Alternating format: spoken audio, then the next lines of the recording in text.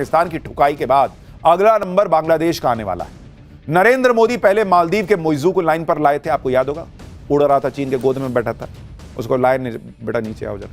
फिर कनाडा से ट्रूडो को निपटाया, वो ट्रूडो बहुत छटपटा रहा था खालिस्तानियों के कंधे पे बैठ के, उसको उतारे कि उतरो बेटा, तुम भी उतरो। अब बांग्लादेश में हिंदू विरोधी मोहम्मद यूनुस का हाल यह है कि वो कहते फिर रहा कि मेरा इस्तीफा ले लो। 9 महीने पहले जैसे शेख हसीना को जान बचाकर बांग्लादेश से भागना पड़ा था, कुछ वैसा ही अब बांग्लादेश के अंतरिम प्रधानमंत्री मोहम्मद यूनुस के साथ होने वाला है, कहा जा रहा है। जैसे अगस्त 2024 में बांग्लादेश के लोग शेख हसीना सरकार के खिलाफ सड़कों पर उतरे थे, वैसा ही प्रदर्शन अब मोहम्मद यूनुस के खिलाफ शुरू हो चुका है। मोहम्मद यूनुस को कभी बांग्लादेश के गरीबों का मसीहा माना जाता था, उन्हें अब सत्ता का भूखा तानाशाह बताया जा रहा है। मोहम्मद यूनुस को समझ में आ चुका है कि उसकी कुर्सी खतरे में, इसलिए वो खुद इस्तीफा देने की बातें कर रहे हैं। मोहम्मद यूनुस ने कहा है कि मौजूदा हालात में राजनीतिक पार्टियों के साथ मिलकर काम करना मुश्किल है, वो बंधक जैसा महसूस कर रहे हैं। जब तक राजनीतिक दल आम सहमति तक नहीं पहुंचते वो काम नहीं कर पाएंगे। यानी भाई ने कह दिया है कि मेरे से नहीं हो रहा भाई, मुझे पब्लिक दौड़ा दौड़ा के मारे, उससे पहले मैं छोड़ देता हूं। जो मोहम्मद यूनुस भारत से दुश्मनी ले रहे थे, चीन से सेटिंग भिड़ा रहे थे, चिकन नेक पे अटैक करने का प्लानिंग कर रहा था, चिकन नेक, अब उसकी खुद की नेक जो है वो मरोड़ी जा रही है। आज उनके गले पर ही तलवार लटकी है। जरा यूनुस के इस्तीफे के पेशकश की इनसाइड स्टोरी समझिए। दरअसल यूनुस भले ही इस्तीफे की पेशकश के पीछे पॉलिटिकल पार्टियों को जिम्मेदार बता रहे हैं, लेकिन असली वजह उनका डर है कि बांग्लादेश की सेना उनका तख्ता पलट कर देगी। क्योंकि जिस बांग्लादेश की सेना ने यूनुस को सत्ता के सिंहासन पर बैठाया था, वही अब उनके नीचे से सिंहासन खींच लेना चाहती है। बांग्लादेश के आर्मी चीफ जनरल जमान ने यूनुस सरकार को वार्निंग दी है कि बांग्लादेश में आम चुनाव दिसंबर से आगे टलने नहीं चाहिए। अंतरिम सरकार को बांग्लादेश के संवेदनशील राष्ट्रीय मुद्दों पर फैसला लेने का संवैधानिक हक है ही नहीं। राष्ट्रीय सुरक्षा से जुड़े फैसलों में सेना को नजरअंदाज करना बर्दाश्त नहीं किया जाएगा। यानी बांग्लादेश में अंतरिम यूनुस सरकार और सेना खुलकर आमने सामने आ चुके हैं, क्योंकि यूनुस को अंतरिम प्रधानमंत्री सिर्फ तब तक के लिए ही बनाया गया था जब तक कि चुनाव नहीं हो जाते। लेकिन अब मोहम्मद यूनुस चुनाव करवाने में टालमटोल कर रहे हैं। बांग्लादेश में कहा जा रहा है कि मोहम्मद यूनुस जनता के चुने हुए प्रधानमंत्री नहीं है, वो कार्यवाहक पीएम है, लेकिन ऐसे फैसले ले रहे हैं जैसे तानाशाह। यूनुस कैसे विवादास्पद फैसले ले रहे हैं उसके कुछ उदाहरण आपको बताता हूं। पहले मोहम्मद यूनुस ने अलकायदा से जुड़े आतंकी संगठन अंसारुल्लाह बांग्ला पर लगा हुआ प्रतिबंध हटा दिया। फिर बांग्लादेश के घोषित आतंकवादियों को जेल से रिहा कर दिया, जिससे बांग्लादेश में कट्टरपंथ बढ़ गया। शेख हसीना सरकार के तख्ता पलट के बाद बांग्लादेश में हिंदुओं के नरसंहार ने भी यूनुस की नीयत पर सवाल खड़े किए। फिर भारत विरोधी नीति और चीन का सपोर्ट करके मोहम्मद यूनुस ने बांग्लादेश की राष्ट्रीय नीति बदल दी। बांग्लादेश और म्यांमार बॉर्डर पर रखाइन कॉरिडोर को मंजूरी दे दी, जिसे आर्मी चीफ ने खूनी कॉरिडोर करार दिया था। सेना से पूछे बिना चटगांव पोर्ट का मैनेजमेंट दुबई की एक कंपनी को सौंप दिया गया। इतना तक तो फिर भी ठीक था, लेकिन मोहम्मद यूनुस ने बांग्लादेश की सेना में भी अपनी दखलंदाजी करना शुरू कर दिया। कहा जा रहा है कि मोहम्मद यूनुस आर्मी चीफ जमान के विरोधी और पाकिस्तान समर्थक जनरल फैजुर रहमान की फील्डिंग कर रहा था और जनरल जमान को सेना प्रमुख के पद से हटाना चाहता था। मोहम्मद यूनुस की साजिश की खबर बांग्लादेश के आर्मी चीफ जनरल जमान को लग गई। इसके बाद जनरल जमान ने देश की संप्रभुता को हथियार बनाकर मोहम्मद यूनुस को ही अल्टीमेटम दे दिया कि अच्छा तुम मेरी कुर्सी खाओगे, मैं तुम्हारी खाता हूं। उसको कह दिया कि सुधर जाओ वरना कुर्सी से उतार दिए जाओगे। मोहम्मद यूनुस पर सिर्फ आर्मी चीफ का दबाव नहीं है, पूर्व प्रधानमंत्री खालिदा जिया की पार्टी बीएनपी को भी यूनुस के इरादे समझ में आ चुके हैं। बीएनपी के समर्थन से ही यूनुस अंतरिम प्रधानमंत्री बने थे और अब आम चुनाव के मुद्दे पर बीएनपी ही उन्हें सबसे ज्यादा घेर रही है। बीएनपी ने यूनुस सरकार से 3 मांग कर दी है। यूनुस सरकार में सलाहकारों की संख्या कम की जाए, नेशनल सिक्योरिटी एडवाइजर यानी एनएसए खलीलुर रहमान को तत्काल हटाया जाए और दिसंबर तक आम चुनाव की योजना पेश की जाए। दरअसल शेख हसीना की आवामी लीग पर प्रतिबंध के बाद खालिदा जिया की बीएनपी ही बांग्लादेश की सबसे बड़ी राजनीतिक पार्टी रह गई। इसलिए बीएनपी को लगता है कि अगर चुनाव हुए तो उनकी सरकार बनना तय है। लेकिन मोहम्मद यूनुस चुनाव करवाने के लिए राजी नहीं हो रहे और तानाशाह की तरह देश चला रहे हैं। इसलिए कहा जा रहा है कि बांग्लादेश में किसी भी वक्त तख्ता पलट हो सकता है। तो ये तो हाल है, बांग्लादेश हो या पाकिस्तान। भाई ये भी तो पाकिस्तान तोड़ के ही बनाया था, तो दोनों जगह हाल सेम है। सेना दोनों जगह हावी, सरकार दोनों जगह किसी काम की नहीं, कट्टरपंथ दोनों जगह हावी और दोनों भारत से पंगा ले रहे हैं, दोनों की ठुकाई चल रही। तो ये हाल हो रखा है पाकिस्तान का भी, बांग्लादेश का भी।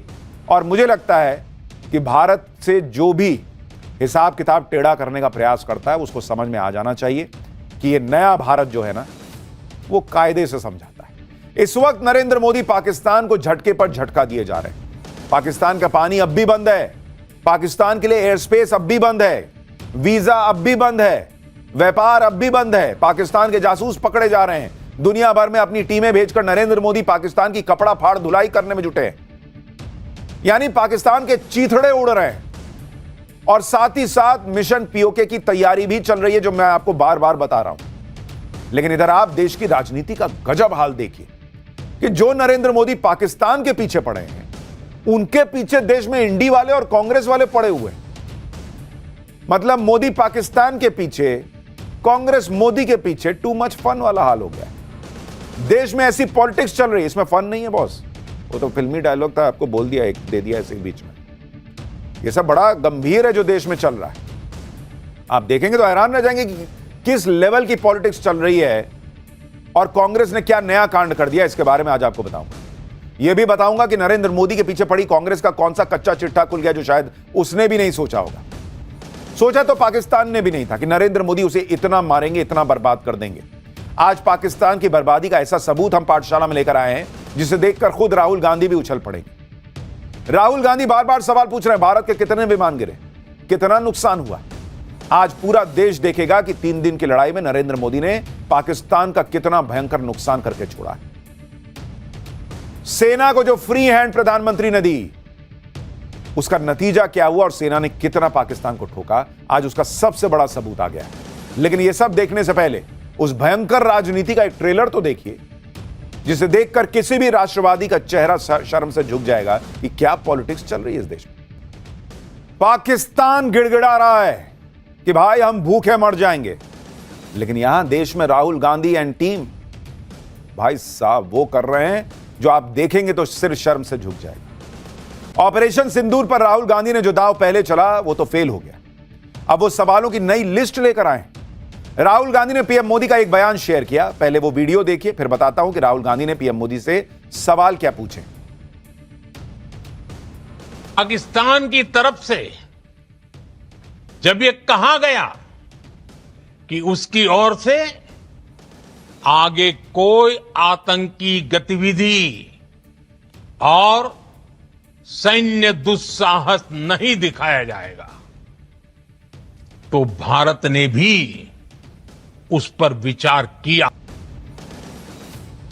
राहुल गांधी ने पीएम मोदी के इस बयान को साझा किया और साथ ही वही किया जो उन्होंने विदेश मंत्री एस जयशंकर के साथ किया। उनका भी पूरा बयान साझा नहीं किया था, पीएम मोदी के भी पूरे बयान का एक छोटा सा हिस्सा पकड़ लिया। पीएम मोदी का यह बयान 12 मई का है, जब उन्होंने देश को संबोधित किया। लेकिन राहुल गांधी ने 10 दिन बाद इसे शेयर किया और इस बयान के साथ राहुल गांधी ने 3 सवाल पूछे। आतंकवाद पर आपने पाकिस्तान की बात पर भरोसा क्यों किया? ट्रंप के सामने झुककर आपने भारत के हितों की कुर्बानी क्यों दी? आपका खून सिर्फ कैमरों के सामने ही क्यों गर्म होता है? इसके साथ ही राहुल गांधी ने कहा कि आपने भारत के सम्मान से समझौता कर लिया। ये वो राहुल गांधी हैं जिनकी 10 साल की यूपीए सरकार के समय देश का कोई कोना नहीं बचा था जहां टेररिस्ट अटैक नहीं होते थे। और इनकी सरकार के वक्त डोजियर भेजे जाते थे, डोजियर। तब देश के सम्मान के साथ समझौता नहीं होता था। 26/11 हमले के बाद राहुल गांधी कहां थे? अखबारों की कटिंग्स हमने आपको दिखाई थी, कहा गया था कि पार्टी कर रहे थे। कांग्रेस पार्टी जो उस वक्त आतंकी हमले रोक नहीं पाती थी, एक के बाद एक होते थे, आज वो पूछ रही है कि क्या आपने समझौता कर लिया? राहुल गांधी जो सवाल पूछ रहे हैं उसके जवाब सरकार पहले ही अलग अलग मंचों पर दे चुकी है। जहां तक खून गर्म होने की बात है तो ये सवाल वो पूछ रहे हैं जिनका खून 26/11 जैसे आतंकी हमले के बाद भी ठंडा पड़ा हुआ था। इतना ही नहीं, विदेश मंत्री एस जयशंकर तो इंटरनेशनल मीडिया को इंटरव्यू देकर पूरी दुनिया को बता रहे हैं कि भारत और पाकिस्तान के बीच कोई तीसरा पक्ष नहीं आया। तो फिर ट्रंप के सामने झुकने का सवाल कहां से पैदा होता है बॉस? आपको अपने देश के विदेश मंत्री, अपने देश के विदेश मंत्रालय, अपने देश के प्रधानमंत्री पे भरोसा नहीं है, और जो ट्रंप का बयान फ्लिप फ्लॉप हो रहा है उस ट्रंप पे भरोसा हो गया। एस जयशंकर ने इंटरनेशनल मीडिया को बताया कि कैसे भारत ने पाकिस्तान को जब बुरी तरह से ठोका तो पाकिस्तान सीज फायर के लिए गिड़गिड़ाने लगा था। जयशंकर दुनिया को जाके बता रहे हैं भाई कि पाकिस्तान को बहुत मारा है। राहुल गांधी को दिख नहीं रहा है? विदेश मंत्री विदेश के चैनल पर बैठकर विदेशी धरती पर दुनिया को बता रहे हैं कि पाकिस्तान को इतना बुरा मारा कि वो अलबला गया। और तब वो बातचीत के लिए आया। राहुल गांधी कह रहे हैं कि आपने उस पर भरोसा कैसे कर लिया, आपने जो है वो सिर झुका दिया और पता नहीं क्या क्या बोल रहे हैं। जो बात पूरी दुनिया को समझ में आ रही है वो बात राहुल गांधी या उनकी टीम को समझ में नहीं आ रही होगी। वो जानबूझ के नहीं समझना चाह रहे। इनको आग लगी हुई है कि भाई ऑपरेशन सिंदूर में मोदी का नाम हो रहा है, देश की ताकत दिख रही है। जिस मेक इन इंडिया को ये बेकार बताते थे, उस मेक इन इंडिया में भारत में जो हथियार बन रहे हैं वो दुनिया लोहा मान रही है। चीन के हथियार फेल हो रहे हैं, तुर्की के ड्रोन नहीं चल रहे। दुनिया में भारत की बात हो रही है, भारत की ताकत की बात हो रही है। भारत तो घर में घुस के जहां मन आता है वहां ठोक के चला जाता है, इसकी बात हो रही है। इसमें आग लगने वाली बहुत बात है बॉस। अरे नरेंद्र मोदी को किसी और चीज में घेर लीजिए। आज राहुल गांधी को जवाब देने के लिए अमित शाह ने मोर्चा संभाला।